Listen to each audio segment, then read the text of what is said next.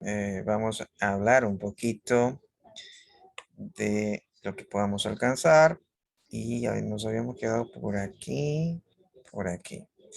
Entonces, estamos viendo la base de datos federada, recapitulando un poco, ya vimos la estructura de la base de datos federadas, en el cual nosotros podíamos consolidar en cierto grado, pues toda una infraestructura de diferentes hardware, diferentes software.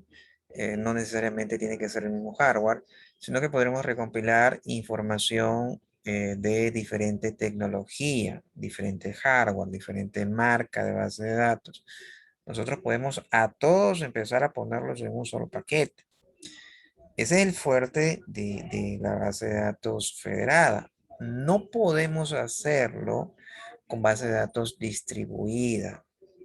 La base de datos distribuida no aplica diferentes tecnologías, diferentes arquitecturas. No pueden hacerlo eso. No lo pueden hacer. Necesitan tener en base de datos ah, distribuida, necesitan que todos trabajen a una misma tecnología y a una misma marca en base de datos. Acá no, acá es diferente. Entonces vimos la autonomía de la base de datos, encontrábamos ahí el término de diseño, de la comunicación, de la ejecución de la asociación. En la parte del diseño hablamos del modelaje, el lenguaje, la implementación. ¿Por qué tenemos que hablar del lenguaje? Porque son diferentes tecnologías, diferentes motores de búsqueda, perdón, diferentes motores de base de datos. Entonces tenemos que hablar del lenguaje, porque no todos hablan del mismo lenguaje, todos hablan su lenguaje. Sybase tiene su lenguaje, sí es parecido, pero difiere hay una que otra cosa. Lo mismo con el resto de motores de base de datos. En la parte de comunicación también, porque hablamos de diferentes tecnologías, entre eso está la parte de hardware y la parte de redes. En la parte de ejecución también, porque nos involucra a conocer los almacenamientos, almacenamientos almacenados en cada una de las bases de datos para poder ejecutarlo, para crear la consulta en los diferentes tipos de lenguaje. Entonces, más o menos, no es tanto así, pero vamos a poner un ejemplo extremo para que comprendan un poco.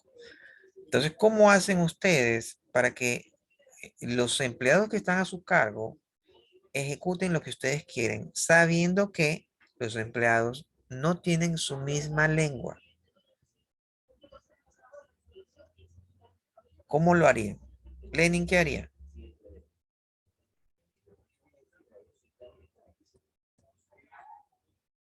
Lenin, ¿tiene problema con el micrófono todavía?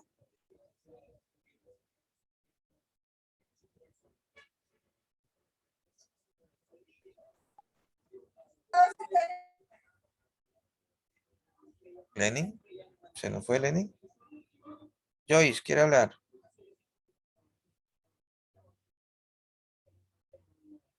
Buenas noches, dígame.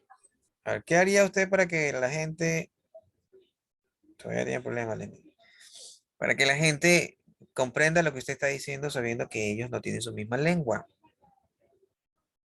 Buscar un lenguaje de señas o tratar de darme a entender de ¿Cómo se cualquier da a forma. cómo se da a entender? O sea, por ejemplo, si ellos hablan inglés, eh, escribir todo en inglés o poner un traductor.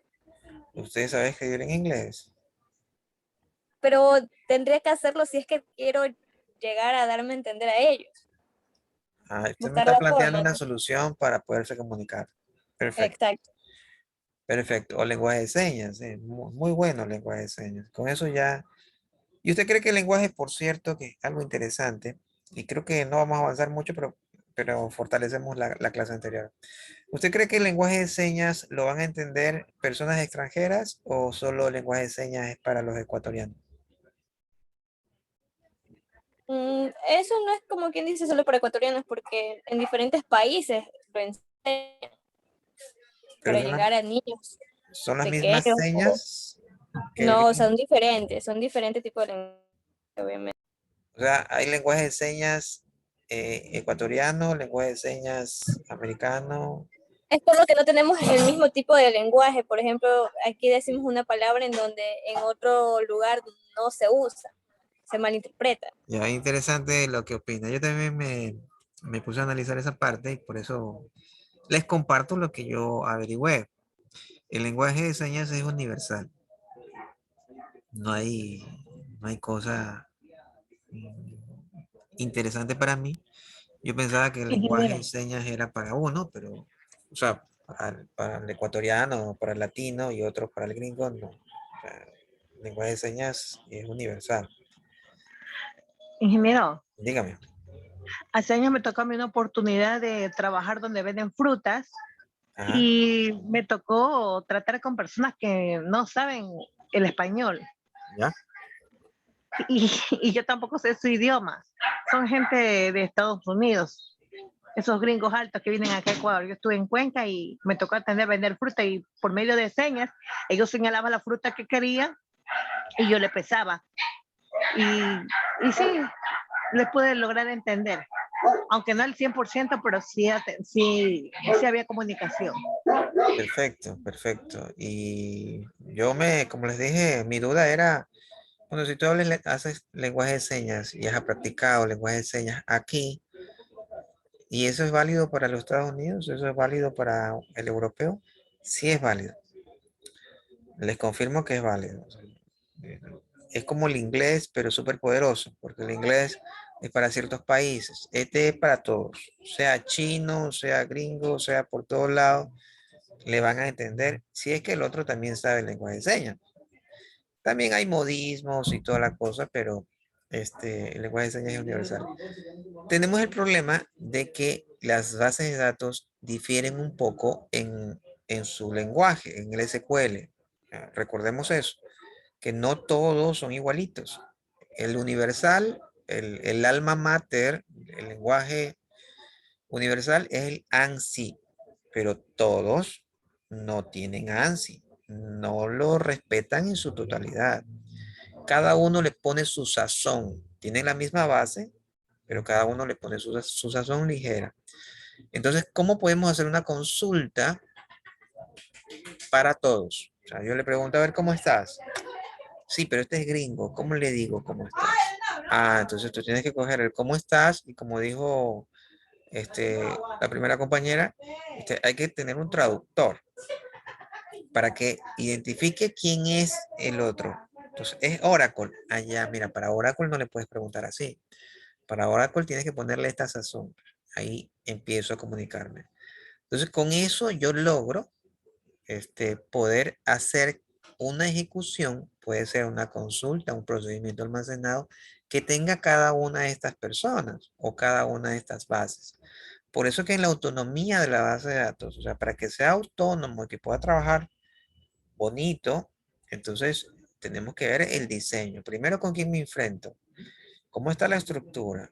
La comunicación, ¿cómo va a ser? Tengo que saber, ¿no? Y la ejecución. Ahora, si ya tengo, ya sé quiénes son y ya planifico cómo va a ser esta comunicación en la parte de infraestructura, en la parte de hardware, en la parte de tecnología, en la parte de la traducción. Entonces, ahora sí, vamos a hacer la ejecución. Y la ejecución pues tiene que ir de la mano con el enlace de la comunicación, entonces el pequeño traductor. Y una vez que yo ya logro tener todo esto, entonces ahí sí empiezo a tener el último parte de la autonomía, que es la asociación. ¿Qué hice? Decisión en que los datos se compartan, perdón, decisión de qué datos se comparten aquí. Entonces, como yo ya puedo ejecutar consultas, ejecutar lenguaje en cada uno de estos equipos, porque están federados, están agregados a mí. Yo los adopto como hijos. Entonces, como ya las tengo adoptados a mi hijo, a esta base de datos como hijos, entonces yo ya puedo comunicarme fácilmente, bueno, entre comillas, fácilmente, con cada uno de ellos, a pesar de que mis hijos son adoptados, pero son míos. No, este es gringo, este es europeo, este es maltés, este es alemán, entonces lo empiezo a adoptar. Ahora sí, para hablar alemán, tengo este pequeño Google Translate, le hago la traducción y listo. Entonces él yo puedo ejecutar el lenguaje y con eso yo puedo extraer los datos. Entonces, si yo empiezo a extraer todos los datos,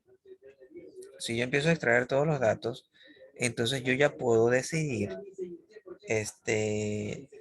yo puedo decidir a quién le doy esos datos, con quién comparto esos datos, porque ya tengo en mi poder. No sé si me expliqué bien. Lenin, ¿se comprendió? Bueno, tiene problema todavía Lenin. Por cierto, para que no se demoren, porque me voy a demorar no sé cuánto por este evento que he estado planificando, pueden suscribirse a mi canal. Cuando yo suba un video, pues le llegará una notificación de que se subió el correo, el video, y listo, ahí están subidos todos los videos. Por si acaso, van a tratar de esperar que se suban todos los videos en la plataforma, que se va a dar, pero para que no esperen tanto hasta que se suba y se organice bien, entonces yo primero lo subo a YouTube. El mismo día o pasando un día yo lo subo. ¿Por qué? Porque tengo que hacerlo. ¿Por qué? Porque si lo dejo almacenado, mi máquina se va a hacer lenta. Entonces tengo que empezar a liberar de espacio. Por eso yo lo subo en 1 o 2 días a YouTube y ahí están. Bueno, y ahí sí se van a demorar hasta que coja lo de YouTube y lo subo a la plataforma. Entonces, para que no esperen, suscríbanse. En la suscripción, pues ahí les llegará el video apenas se suba. Ahí ustedes ya aprenden cualquier cosa. Esto sería todo por el día de hoy. Y nos quedamos con, no recuerdo quién era, Jocelyn, creo que tenía problemas con la inscripción. Ya me salió, ya tenía que registrarme, era acceder. No se había registrado, perfecto. Sí. Listo, Gracias. entonces por mi parte eso sería todo. No sé si tienen alguna pregunta, alguna duda, algún comentario, alguna sugerencia. Siempre estoy abierto a sugerencias para que mejor se lleven las clases, ¿no? Que sean mejor llevaderas. Profe, una consulta. Dígame. En su canal, sí, tiene 12 suscriptores, ¿no? Creo que sí, no he visto, creo que sí. Ahí tiene que estar Ah, mi ya. nombre. Es que, sí, solo que ya ahí, bueno, Sí, se ahí suscribe. lo encuentran. Bueno, cuídense, excelente noche, pasen bien y nos vemos el 30. Gracias. Pasen bien. Chao, chao. Buenas noches. Buenas Estoy noches. compartiendo.